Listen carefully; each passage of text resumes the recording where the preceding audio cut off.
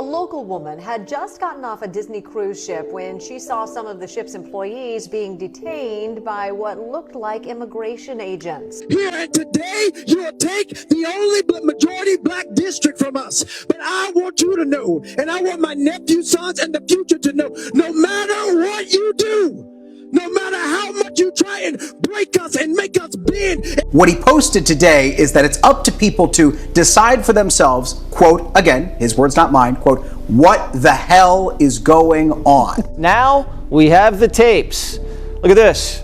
Not even a little bit.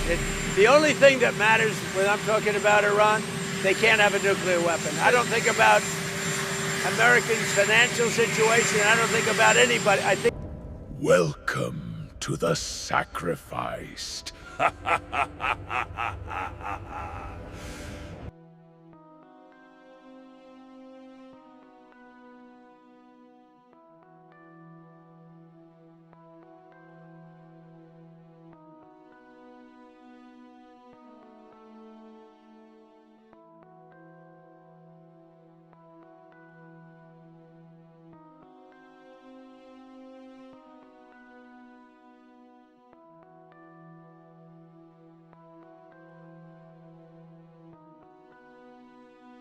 The Pentagon says it has plans to escalate the war in Iran if needed. As both sides exchange threats, President Trump is heading to China, which is Iran's biggest trading partner.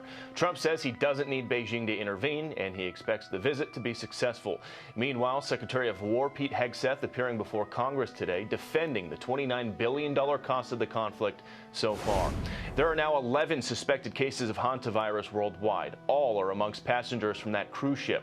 The World Health Organization expecting more cases due to exposures before prevention measures were put in place. Here in the U.S., several states are monitoring possible exposures. Most are quarantined in Nebraska and Georgia. The Justice Department bringing criminal charges against the operators of a ship that crashed into Baltimore's Francis Scott Key Bridge in 2024, destroying it and killing 6 construction workers. Maryland has settled with the owner and operator of that ship.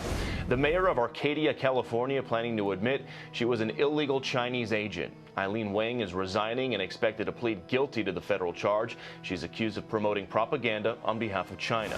And a hormonal disorder affecting millions of women is getting a new name. PCOS is now called polyendocrine metabolic ovarian syndrome, or PMOS for short, broadening the scope of the disease beyond just ovarian cysts.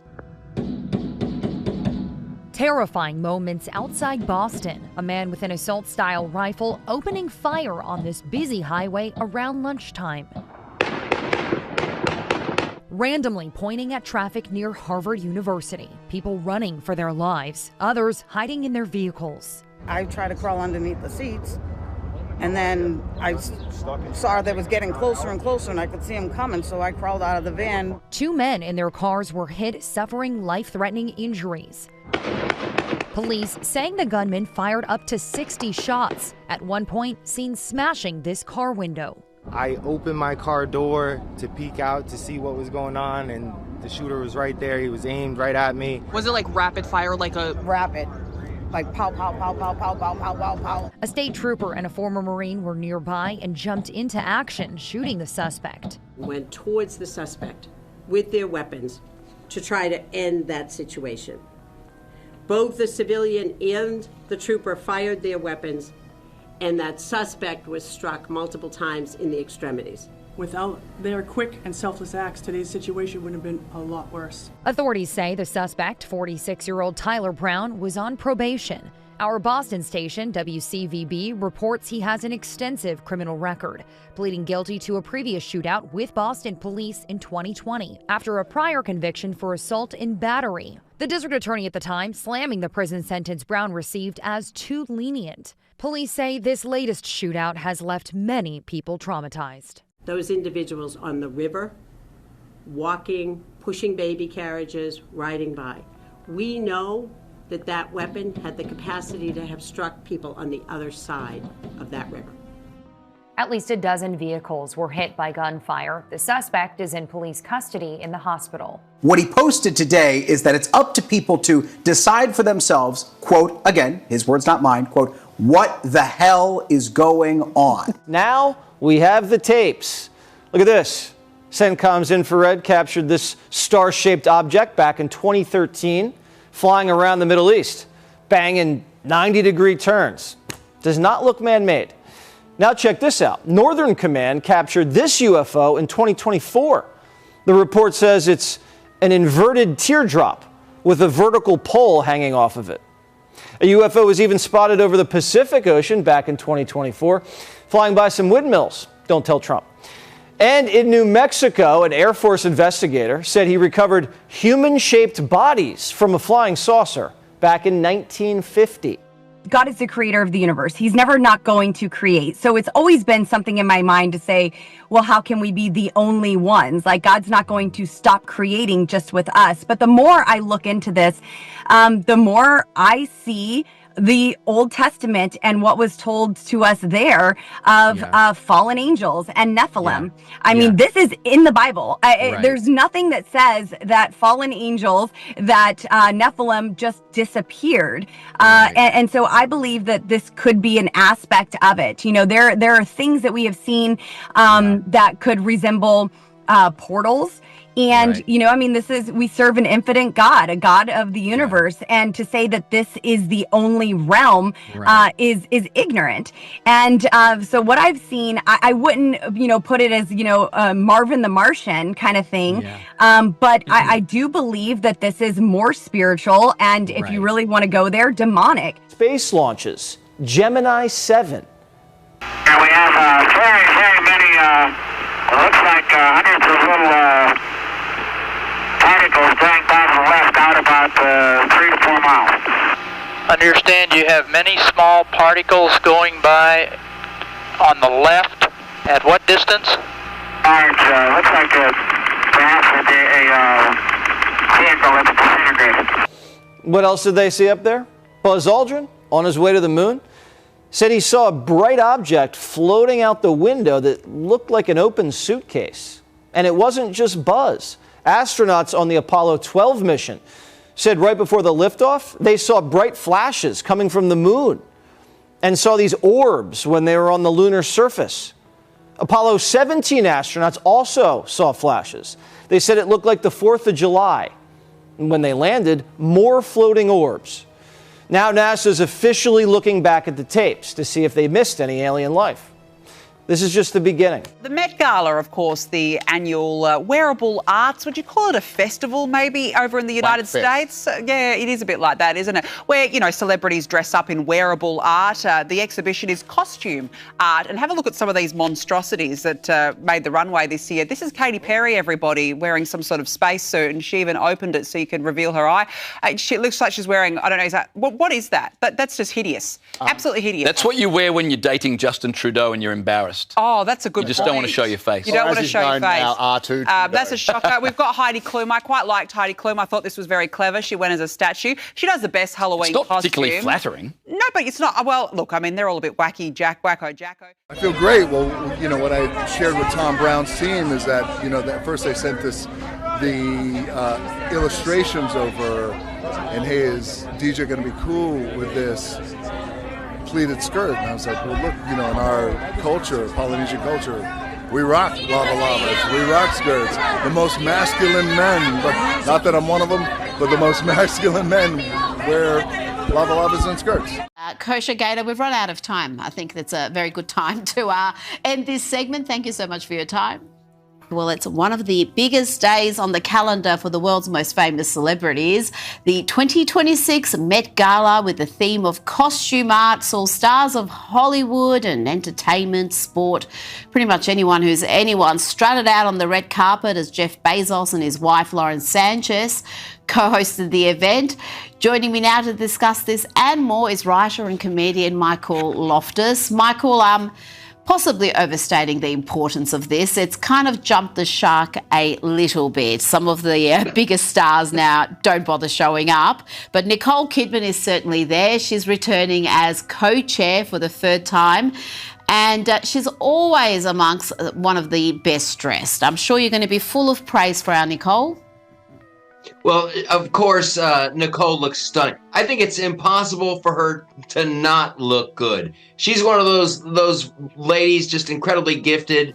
she's gonna look at her with her red. It's like somebody dipped her in candle wax. She's so hot. She's a human candle. Human candle. I don't know if that's what she was going for with the theme costume art, but I think she'll buy it. Now, the Kardashians and the Jenners, they have dominated this event for several years now. Let's have a look at a couple of them. I think we've got Kim Kardashian and Kylie Jenner. And I've got to say, Kylie Jenner's dress is going to split opinion. It's almost like she's taken the top half off. But I think she nailed the brief and she looks spectacular. Look at that physique. Okay, like when you pay $100,000 for a ticket to this narcissism ball, you're allowed to wear whatever. But it looked like she got halfway done dressed and then just gave up. It's like her outfit was sponsored by Spanx.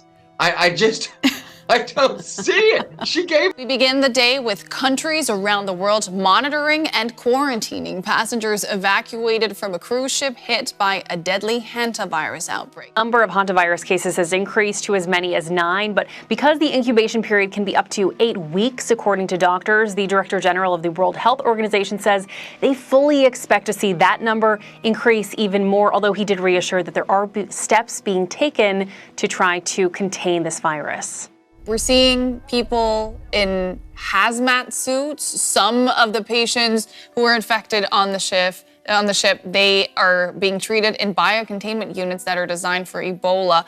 There's 42 recommended days of quarantine. You say we're being very cautious here. All of what we're seeing, is that because the virus is especially dangerous or because doctors still don't fully understand this outbreak? What more do we know about the Andes strain, how it might differ from the other strains? So the Andes strain is the only strain where we have mapped human-to-human transmission. And I caution people because when we say human-to-human transmission, we're talking about people who develop symptoms. But because we're not testing populations with RNAs, we don't really know whether there are subclinical cases. So there could be more human-to-human transmission than we actually see. It's never good to track viruses through symptoms. We should be tracking viruses through blood tests like PCR. We've learned that with COVID. Extraordinarily helpful. Many universities were able to open and schools were able to open because they provided weekly testing and it really prevented spread. So we know how to deal with these viruses. We just need to move into the 21st century and make testing more widely available to those who need it. On more cases, as I said it in my speech, we would expect more cases because, as you may remember, the index case, the first case in the ship was on April 6. And until the report was confirmed as infectious, that's around April 24 or 25, there was a lot of interaction actually with the passengers. And as you know, the incubation period is also 6 to 8 weeks. So because of the interaction, while they were still in the ship, especially before they started taking some infectious prevention measures, because of the interaction. Good morning, everyone. It is my second day here at the National Quarantine Unit in Omaha, Nebraska, and I just wanted to give you a little tour of my room. So you walk in here, and then there is closet space.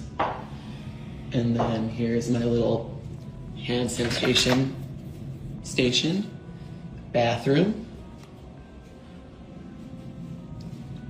We have a dresser and a fridge, a smart TV. Here's my thermometer for temperature checks during the day.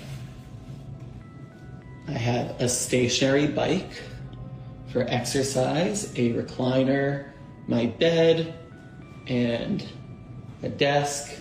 The room is very spacious and comfortable. I can have stuff sent here for the duration of my stay, so I'm definitely going to be getting some things for me to feel more at home and more comfortable. Gorgeous girls get vaccinated. Gorgeous vaccinated girls get boosted. And Gorgeous boosted girls get boosted again. People are like, wow, this is a bit scary. It's completely new territory. I mean, will we still need humans? Not for most things. We'll decide. Yeah. Overall, I think there's quite a bit of abdication of responsibility around like, what are we going to do as people's jobs start being taken fairly aggressively? Luckily, there's a massive population drop coming, so maybe everything is just fate and it's going to work out okay. But I feel like we might get like very, very, very good AI across every pillar of art before there aren't any more people to make art. So you wrote, We Appreciate Power. Torture this atomic analogy.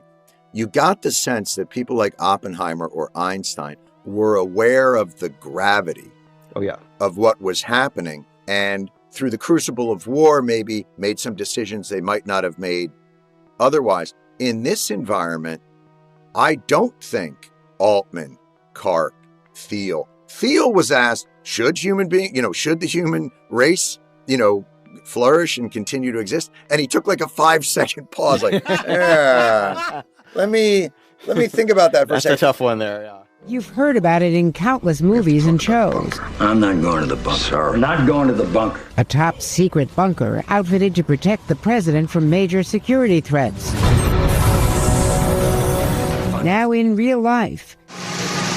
As the controversy continues around President Trump's demolition of the East Wing of the White House to make way for a new grand ballroom, there's fresh talk about what's happening underground. That bunker was bulldozed along with the rest of the East Wing.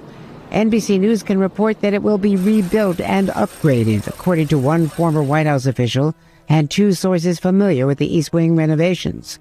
A White House spokesman declined to comment in response to questions about a new presidential bunker. But as declassified documents reveal more about these underground facilities, they raise as many questions as they answer. How many exist? What's their true purpose? And are there connections between them that we're not being told about? So let's dig into the evidence. Let's start with what we know for certain. America has several massive underground facilities that have been acknowledged by the government. Perhaps the most famous is the North American Aerospace Defense Command, or NORAD, which is buried inside Cheyenne Mountain in Colorado. Constructed in the 1960s, this underground complex was designed to withstand a direct nuclear strike, and it's built in the middle of the country on purpose. The facility consists of 15 3-story buildings mounted on springs that would absorb the shock of a nuclear blast. These buildings sit inside a massive cavern carved from solid granite. Grisly discovery on Sunday when he found 6 dead bodies in a train boxcar. It happened during a routine inspection in a rail yard in Laredo, Texas, near the border with Mexico. The county's medical examiner says the bodies of 5 males and 1 female were recovered, but they have not yet been identified. They are believed to be from Mexico and or Honduras. NBC News correspondent Ryan Chandler joins us now. Ryan, what more do we know about what all happened here? It's so tragic. Well, Kate, it is. And unfortunately, it seems that all 6 of these victims died of heat stroke on a day that reached a sweltering 97 degrees down in South Texas. We're learning a lot more from the county medical examiner who told NBC this morning that we're learning more about the identities of some of these people. She told us that the 1 female victim was identified as a 29-year-old woman from Mexico. One of the male victims is a 24-year-old from Honduras. She says she believes that all of these victims are from either Mexico or Honduras, and one of the males appears to just be a teenager. We're also hearing from Union Pacific, the rail car company that owned this rail car. They don't say much, but they do acknowledge the incident, saying that Union Pacific is saddened by this incident and is working closely with law enforcement to investigate. A law enforcement contingent that you have to assume now includes authorities from multiple countries with non-citizens involved, Kate. Yeah, and so what are the next steps here, Ryan, as they try to gather all this information? Well, the medical examiner also tells us that in order to determine their identities farther, they have turned cell phones found on their persons over to Border Patrol to try and find any identifying information. They've also assessed their fingerprints to find where these people may have come from and try to find their families. I think the number one question for law enforcement at this point, Kate, is was this human smuggling? This reminds me of the tragic incident in San Antonio back in 2022 when dozens of people were found dead in a tractor trailer. We don't yet know the circumstances surrounding this, but it has to be at the top of investigators' minds. The big one would be this, what Werner von Braun warned about on his deathbed. He said, he said, we are going to hoax an alien attack on the planet. It's all a lie, but it will trick and fool almost everyone. In a minute, they could stage this and it would fool. Well, it had. I mean, look at what they've been doing for decades, fooling everyone. Everyone's saying, oh, those are alien events. And, our military guys chasing these objects thinks those are military, right? Well, they're not. I mean, or alien, they're military. They want to unite the world around a military junta, a totalitarian system. And how do you do that? How do you get one race or one ethnicity or one nation? But here is what I know for a fact, Peter. There are machines, there are craft of unknown origin that fly with impunity in our restricted airspace, and our government has been assessing this as a national threat for decades. The jig is up. People now know UAP are real. But what are UAP? Who are flying these machines? Who made these machines that can outpace, outmaneuver, and outperform our greatest warfighters? That's the question. Because we pretty much have exposed the falsehood of a fake alien invasion. Now they're going to try to pivot it to it being a holy war between humans and the agents of Satan, et cetera, and so on. So it's a very, very reckless, irresponsible, and dangerous thing that the Vice President of the United States would say that. And I am going to be quite clear with people that he knows who are on my team that cannot be allowed to be repeated. I think that Grush, when I had talked to him on whether these were specifically extraterrestrials or alien in origin, he said interdimensional. He refused to use certain terms, and I think that's incredibly important because I think that that's really the question we're all wanting to know, right? And so I'm actually going to have a sit-down conversation with him and ask him to come back and talk to us directly, because it seems that we are getting more information from the source than going into a skiff and then not being able to tell you guys what we're talking about. Is this stuff that we just as humans might not be able to understand if it's interdimensional? I think that we can understand it. I think that it's just, it's an approach, right? I mean, like, remember, we just now for the first time in history really had Congress have whistleblowers come forward credible that we're telling the entire world that there is something other than human life forms. Grush said that those were interdimensional beings. He refused to use extraterrestrial and alien. I think that's important. You've reported that some of these UFO files for generations have been kept secret even from sitting presidents. Who would have the power in this country to decide, if not the president, that the American people don't have a right to know about something so important like UFOs? Right. This is game changing, and it's nature itself. It's not something that should be held back. And presidents have admitted that they have been held out from that information. Very famously, President Clinton talked about that. Not the first time he said a president's been lied to. Well, now the pressure's on. Congress is asking for these 46 videos. And if we've ever had an administration and a president that sees the public interest and would enact upon that for the people, it would be this sitting president. So I'm very encouraged at this moment. We have an opportunity. None of these have really been announced. It's an opportunity now for the American public to understand the UFO presence is real and that it's been going on a long time, and has been of national security concern. What happened in Virginia today, recently, whatever the fuck, is absolute bullshit, and it should be a wake-up call to so many fucking people. The Virginia Supreme Court said that the people's vote to redistrict their congressional map, potentially giving Democrats 4 to 5 House seats, was unconstitutional. But when Tennessee, Alabama, and South Carolina hold I'm so fucking upset, dude. When they hold special sessions to do exactly that, without the people's vote, that's the key part, without the people's vote. Mind you, Texas been did the shit. Without the people's vote at all. So Tennessee, South Carolina, Alabama, and other red states in the South just came out and said, oh, we're going to do this.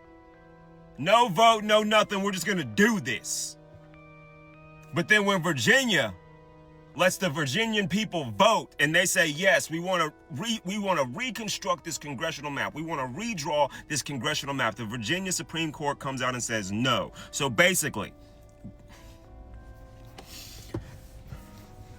the Virginia Supreme Court has essentially said, fuck what the people want.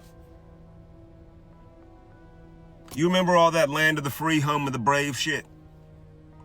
You remember how they had us pledging allegiance all throughout elementary school, all that bullshit? You remember how they tried to fucking indoctrinate us and make us feel like we had a voice and a vote in this fucking country? What happened in Virginia clearly shows that we were just raised on bullshit. Mind you, the Republicans are only doing this because they know they're fucked in November. If they had any confidence that the American people supported them, they would not be doing this shit. Let me take off this fucking legal political filter bullshit. These bitch ass niggas in Virginia saw that the people voted, saw what the people wanted, because the people were clear about what they wanted, and then the Supreme Court shot it all down. They told the people of Virginia to fuck off. That's why I hate arguing or debating a fucking Republican, because they'll say, oh, well, the courts decide, we're the party of law and order. But then when Tennessee has a special fucking session, targets Memphis, the only black majority district in the entire state, there is 0% Democratic representation in Tennessee now. 0! Fully red state. Those two Republicans sat there and laughed as people yelled out Jim Crow, because that's all this is, just Jim Crow all over again. I was reading my Bible early this morning, asking God why this is happening. Why, again, does it seem that white supremacy is seeming to gain? Why, again, does it seem like the pillars of pain that we have felt and experienced for over 400 years in this country continue to rise again? And whispered in the words of this Bible and in the words of those ancestors that have gone before us is just these simple words: we're still here.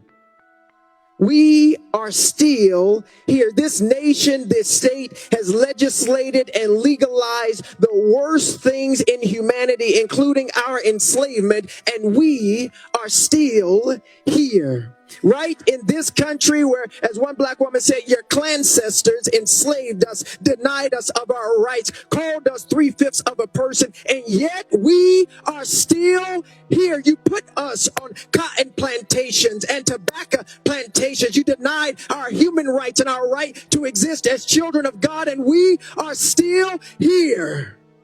You destroyed Tulsa. You killed and lynched black folks on poplar trees. Shelby County, Tennessee had the most lynchings of anywhere in this state where you're taking this district, and we are still here.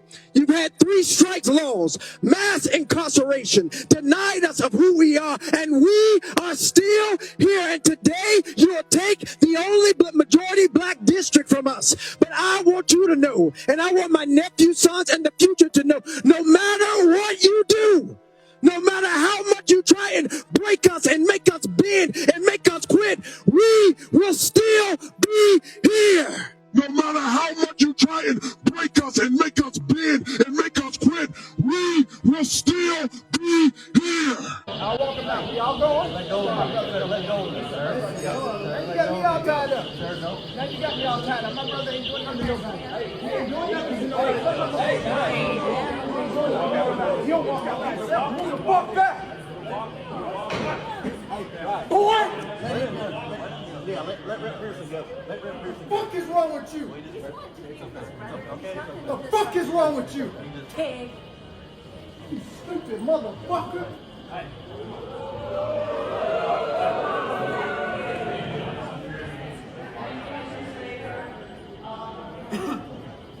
The biggest lie that the American public education system has ever told is that the Confederacy is dead.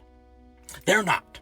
Sure, they took off their hoods and their robes, but then they traded them out for suits and ties, and they convinced the dumbest and the poorest and the most bigoted among us to vote them into power. And now we're watching things like Tennessee lawmakers that are laughing at protesters chanting "No Jim Crow."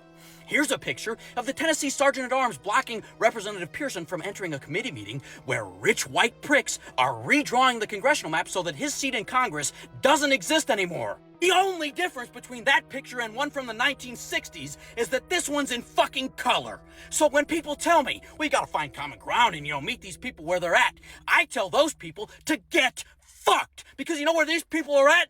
White fucking supremacy. When they are gleefully going about and doing their level best to ensure that minority Americans are not represented in Congress and that their vote counts as little as possible, I have zero interest in finding any fucking common ground at all. I am not finding common ground with people that John Brown would have fucking killed. And I'll tell you what, I don't give a fuck if we have to dig up General Sherman's fucking bones. But the next L that we give these traitorous, bigoted fucks is going to be the last. Everything that's been happening is due to racism. I'm tired of you dumb motherfuckers pretending that it wasn't. The redistricting is due to racism because black people vote Democrat in the South. Why do black people vote Democrat in the South? Well, I'll tell you why. Because Democrats gave them the vote, and then all of the white people became Republicans. Because white people in the South do not want to be in community with black people. So they went and switched to another fucking party. The destruction of education in this country is because white people in the South did not want their kids going to schools with black kids. So they have been trying to destroy the Department of Education so they can steal tax money and make white-only schools. Abortion. They don't want black women to have access to reproductive care so they can economically hold them the fuck down. Also, it was a backdoor way to trick Catholics and other people that aren't Southern fucking Baptists and evangelicals into coming into community with white Southerners over a wedge issue so they could take over the Supreme Court so the Supreme Court could say that racism is over and instantly we bring back all the racist fucking policies. It's been this way the entire fucking time. If you can't see that, you are fucking stupid. I'm sorry. Here to tell you today, we ain't going back.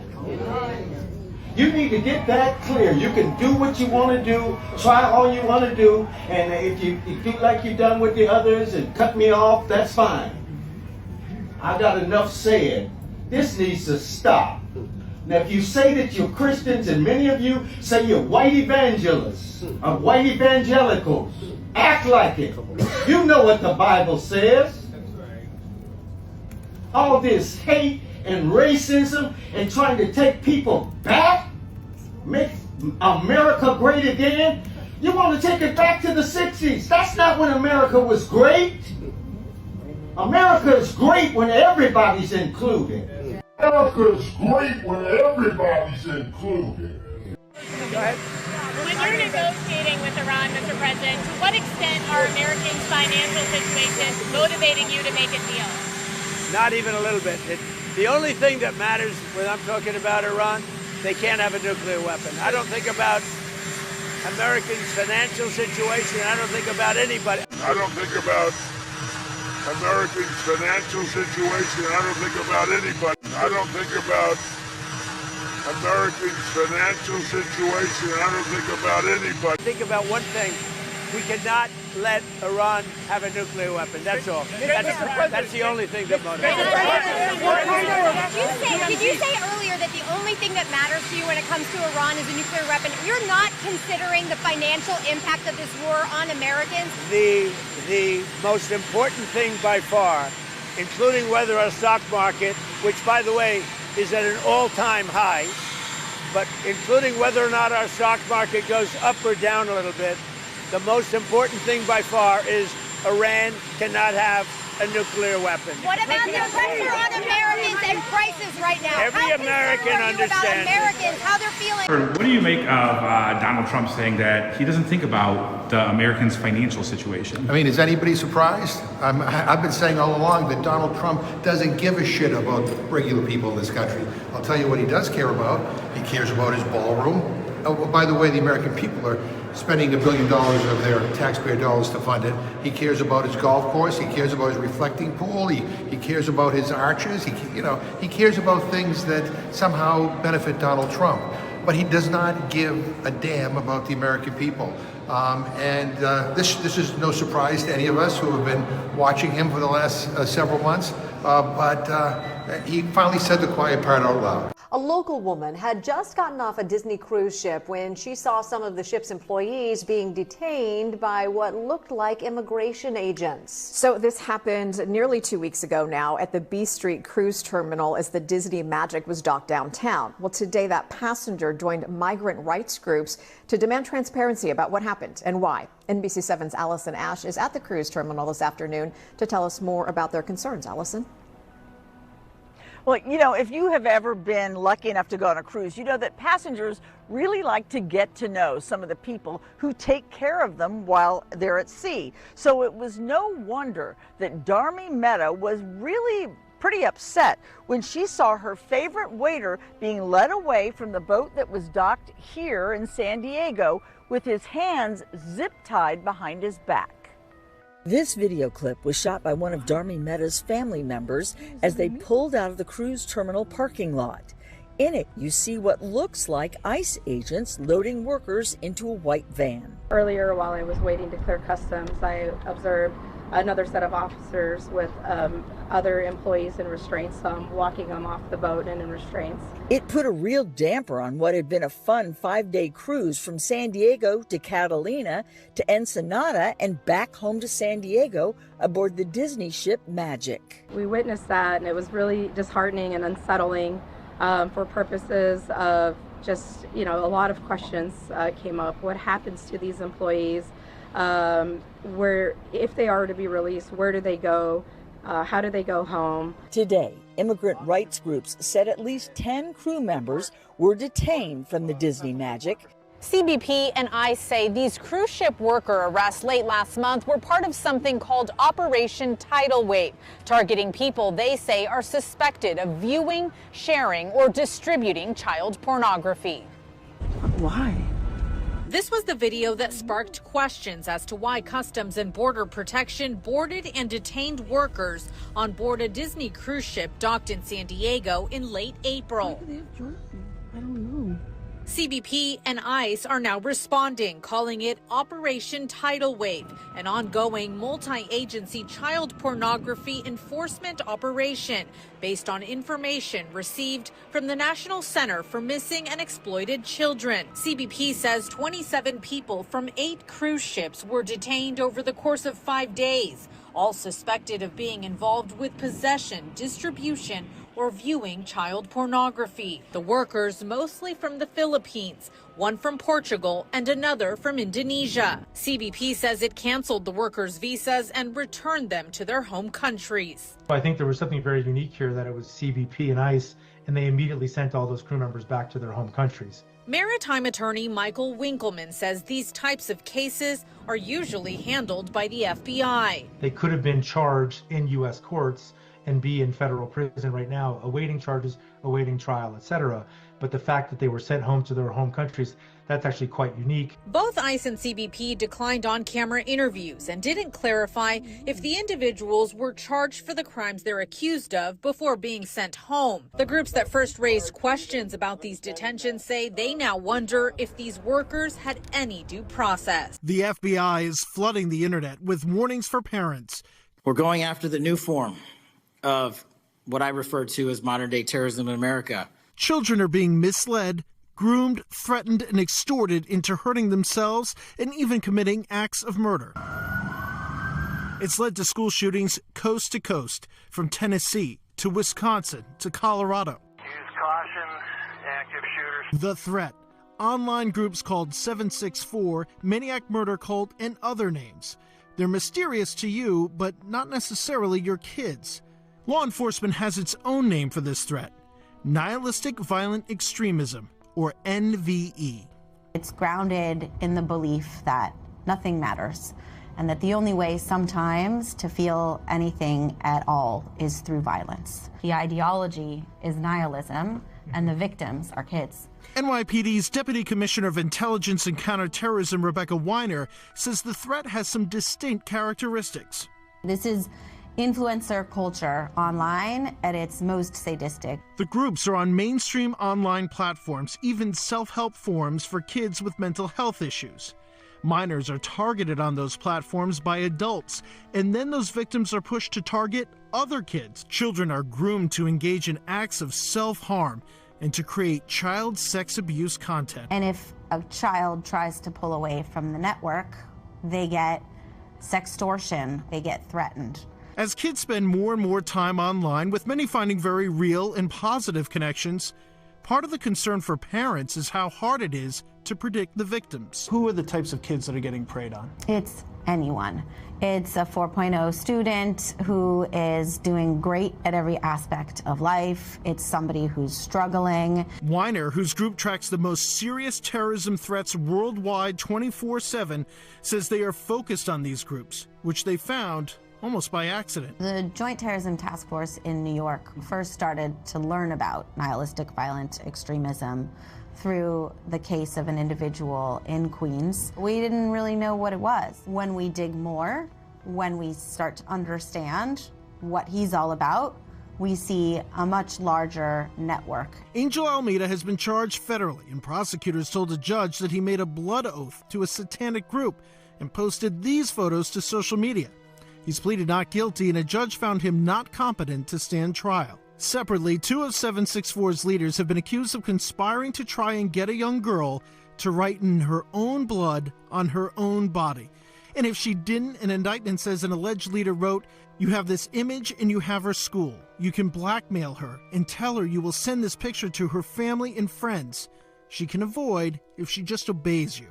Both men are fighting their charges. And we've seen this build up the last 5 years really intensely with all these clear disinformation agents coming into Congress, putting out rabbit trails that go nowhere, obscuring what's really happening, claiming that there's about to be this huge disclosure so they can focus people on their disinformation, and then going around basically with government-sponsored clergy response teams that in the past they set up to tell churches, turn in your guns during martial law, things like that. These are government-controlled pastors.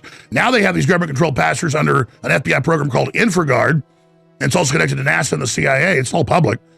Going around saying, I'm a pastor that works for intelligence agencies, and the aliens are real, and you need to get ready to have your faith shaken and about the Bible and Jesus, and they're using it to undermine, really, Christianity, saying they're defending it. So this is a larger psyop just to screw with everybody's brains and to just further shake confidence in society. That is 100% what's going on here. And they're also setting the precedent to do a false flag and claim it's aliens to create even more hysteria. So this is queuing up and preparing what is colloquially known. It's not an official document. There are official documents, but for decades it's been known as Blue Beam, meaning a fake alien invasion. During the height of the Cold War, over 1,800 personnel worked inside the mountain on a daily basis. Can you imagine? Inside of a mountain, 1,800 people? Monitoring for potential Soviet attacks. That's what they did all day long. While NORAD's operations have partially relocated to Peterson Air Force Base, the Cheyenne Mountain Complex remains operational as an alternative command center, ready to activate in moments of crisis. Less than 30 miles from Washington, D.C. sits another underground marvel, the Raven Rock Mountain Complex, sometimes called Site R, or the Underground Pentagon. Built inside a mountain near the Pennsylvania-Maryland border, this 650,000 square foot facility serves as an emergency operations center for the Department of Defense. Now, construction began in earnest back in 1951, and like the NORAD complex, it was designed to withstand a nuclear apocalypse, so only the elites would survive. You and I would be vaporized. Now, inside Raven Rock are all the necessities for running military operations: communication centers, conference rooms, and a self-contained power system. The facility can support about 1,400 people for an extended period of time, allowing military leadership to maintain command and control, even if Washington, D.C. is totally destroyed. Though many details remain classified, we know that Raven Rock continues to be maintained and upgraded as part of America's continuity of government plans. In the case that the President of the United States and the entire cabinet is wiped away, who would run things? It would be the military. Perhaps even more critical to government survival is Mount Weather Emergency Operations Center in Virginia. This underground complex would serve as the evacuation site for the highest level of civilian and military officials in case of a national disaster. It would house the president, house the Supreme Court, and other key leadership. Mount Weather is operated by FEMA, the Federal Emergency Management Agency, and features underground offices, has full dormitories, a full hospital. And above ground, the 434-acre facility includes training areas, a fire station, and even an entire police force. What's particularly interesting about Mount Weather is how it's designed to function as a genuine underground city. It has reservoirs for fresh water, power plant with multiple backup generators, advanced air filtration systems. There are even dormitories that could house hundreds of officials. And during the 9/11 attacks, guess what? Many congressional leaders were evacuated to Mount Weather, demonstrating its continued importance in emergency planning. And on the other hand, the virus has a high lethality. And this together is really, considering the recommendations, the current recommendations, is all reflected in how we protect ourselves and also the environment and the population. Yeah, this human-to-human transmission we saw on the cruise ship, that's fairly rare. I keep reading that it's spread through very close contact. You're looking at what's now a temporary home for a group of Americans who sailed on the MV Hondius, the cruise ship with a deadly outbreak of the Andes strain of Hantavirus. These specially designed quarantine rooms at the University of Nebraska Medical Center are where they'll be monitored and assessed for symptoms for up to 42 days. No one who poses a risk to public health is walking out the front door of the streets of Omaha or beyond. Sunday night, 18 Americans aboard the MV Hondius were repatriated to the United States. Passengers were transported via Department of State plane from the Canary Islands to Nebraska with appropriate medical capabilities on board. Of the 18, one who tested positive and another believed to have been exposed to the virus were flown to Atlanta for evaluation at Emory University Hospital. 16 remained at the University of Nebraska Medical Center quarantine unit. This isn't the center's first cruise ship emergency. It was used in early 2020 to repatriate Americans from the now infamous Diamond Princess cruise ship with more than 700 COVID cases on board. Health officials stress this is nothing like 2020. Let me be crystal clear. The risk of hantavirus to the general public remains very, very low. The Andes variant of this virus does not spread easily, and it requires prolonged close contact with someone who is already symptomatic. In addition to the 18 Americans who just got off the ship, 9 other American passengers disembarked at earlier stops before the outbreak was detected. They're all being monitored across 7 states. We're expecting this next briefing from health officials at 10 a.m. Eastern. What are you hoping to hear, and how worried are you by this story? Well, I'm not worried. I have complete confidence in the Trump administration. I think we've learned a lot of lessons, hopefully, from the COVID pandemic. And I know they're taking this very seriously. And hopefully this won't spread. And I would have been gone. Mark would have been gone. I had the gun in my hand, trying to keep it from him from pulling it. After I fell with the gun, he came and struck him. 2 men hailed as heroes tonight after wrestling a gunman to the ground moments after police say he opened fire on a married couple. Police confirming that couple was targeted by a single armed man. And that alleged shooter, is in custody tonight, facing a long list of charges. In just minutes, a neighborhood grocery store turned into a bloody crime scene. 8 News Now reporter James Schaefer joins us near Maryland Parkway and Silverado Ranch with new information about a possible motive. And Brian Denise, we can tell you that court documents show this alleged gunman was in an ongoing custody battle with a woman that police say he shot and killed tonight. Detectives attempting to make sense of the senseless act. The sound of screams after gunfire taking cover in the produce section of this Las Vegas Smith's. Jail records identifying the alleged gunman as 43-year-old Alejandro Estrada. While she yells out there, the shooter, I don't know what happened. I just walked over there towards him. He pulled out his gun. We're rough. We're wrestling for the gun. It would be these 2 men, first Marconi Clark, followed by Darius Alston, who took the armed gunman, who they say had multiple firearms in a bag, to the ground. I'm like, help, help. So I'm pulling the gun away from him. That's when he comes over, hits him, strikes him, keeps him on the ground. I move all the weapons and pull him away from him.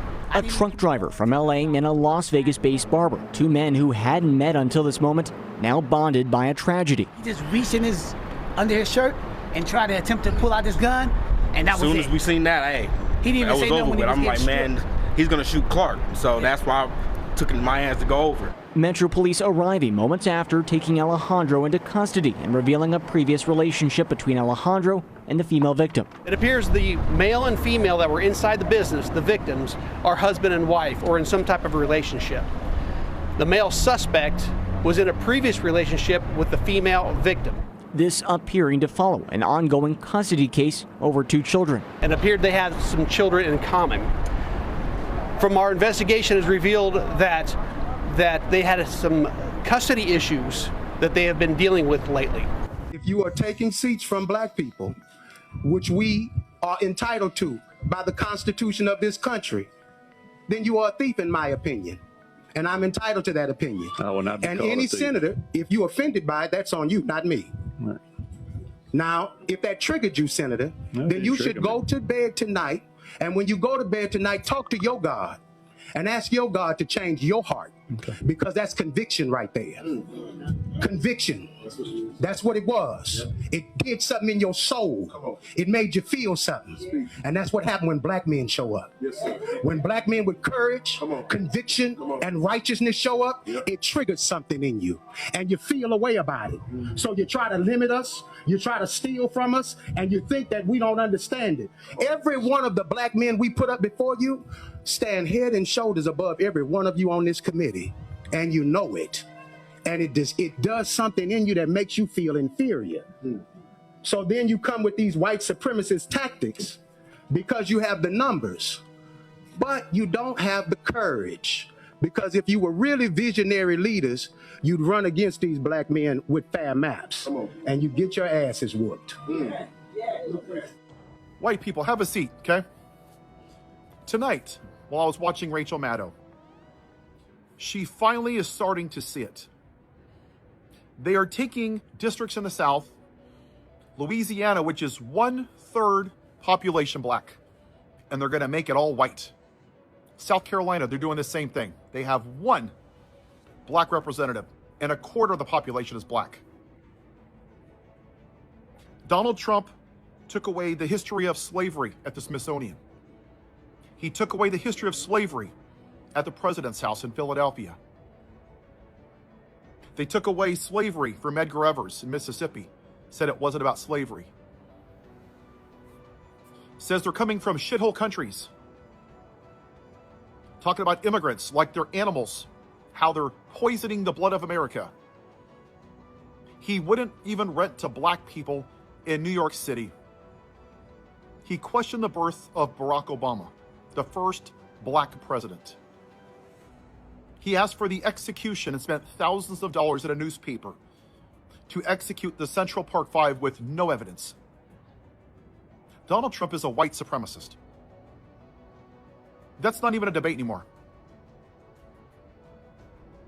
When I see the gentleman who's a professor who I'm going to interview, Eddie Claude, I believe he's from Princeton or Harvard, when he goes on and talks to Nicole Wallace, he says, when are we gonna take this snake by the head? Donald Trump is not the problem with America. White supremacy is. This country was built on the backs of black people. We treated them like absolute animals, like second-class citizens, worse than dogs. We beat them, we whipped them, and after we whipped them, we put salt on their wounds, we shackled them, we hung them from trees. We put them in our will-like property. They weren't even considered citizens for over 100 years, even though they were born here. When this country was designed, a black person was only worth 3/5 of a white person. This country was found by racist pieces of shit founding fathers. And if you don't like it, that's too bad. You can ship your white ass back to England where you came from. Because I've been to where the Mayflower docked in England by the big bridge. That's what this is about. When you listen to the racist podcaster, that's what he spoke about. Fear of a white minority. You better fight like hell or traditional family white values is going away. Blame the roaming blacks, in his words. Ooh, Harris is Black Hillary. Is the pilot black? I don't know.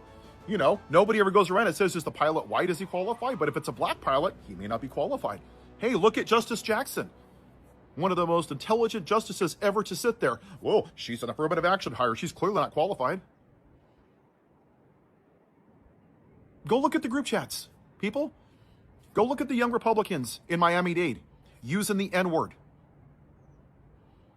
There's an old saying that black people have always known white people better than we even know ourselves. And I'm going to prove to you why this is true in this video. Number one, the reason my words have always triggered white America is because I've done what most white folks are too terrified to do. I simply put the myth down. I walked away from the racial lies and the narcissistic narratives we were fed from birth. I stopped buying into the delusion that our comfort is the only reality that matters. I'm not talking to you from inside the white bubble anymore. I'm just talking from the outside. You see, there are two Americas. One is built on the hard truth, and the other is built on a white fairy tale. Black people have the clarity they have because they never bought into the myth of white supremacy. They knew it was a hustle from day one. But white America made a deal with that myth. We traded our soul and our connection to reality for a sense of superiority that doesn't even exist. And that's the God's truth. That's why white folks have zero credibility when you talk about race. We can't have credibility when you're living a lie, can you? And in 2026, we're seeing the receipts for that truth.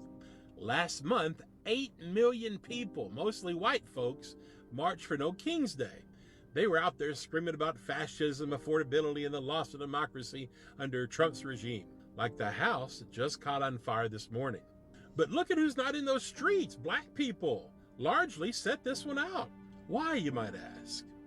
It's because black people tried to warn white people for years. They pointed at Trump and said, this is where this ends. They sounded the alarm on the racism, the corruption, and the rot. But white people didn't listen. We went ahead and supported this racist regime in massive numbers anyway, because we were too blinded by our own greed and our own fucking arrogance to care about who got crushed as long as we felt superior. Yes, we saw a great white morally bankrupt narcissist that mirrored our white narcissism perfectly. Trump, the white man's racist messiah. See, white supremacy is a moral lobotomy. It has turned white America into toxic, delusional people. White narcissism spiritually stunts the person holding on to it. Fact. I know I was a racist. And we need to be clear. White supremacy isn't just the guys in the hoods or the extremists in the news. It's the everyday culture of white America.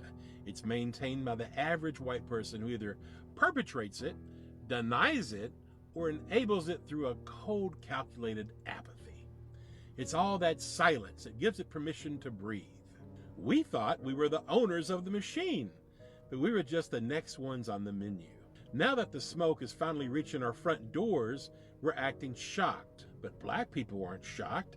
They've been looking at us from the outside for centuries, seeing the truth of our chaos while we were busy getting high on our myths.